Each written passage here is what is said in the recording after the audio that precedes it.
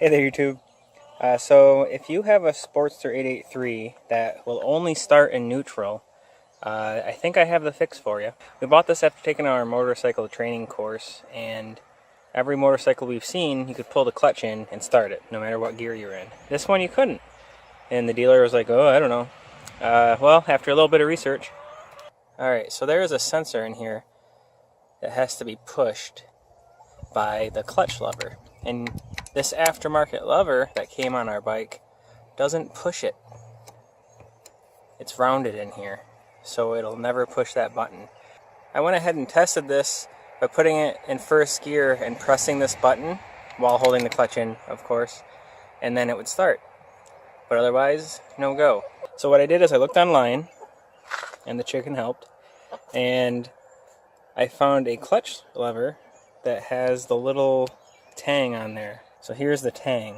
It's a little triangular piece that comes out right here.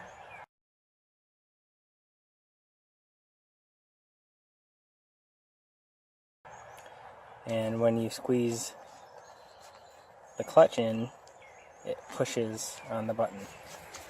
So there's the old one. This is the new one. See the difference? I'm going to take this apart.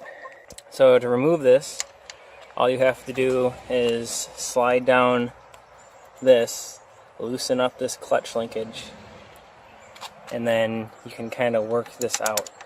You pull this out and then remove this C-clip down here. Just Google clutch lever replacement on this and that'll be better.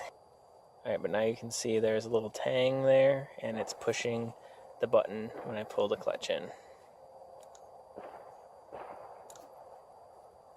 So it works. So now I can start it in any gear with the clutch pulled in.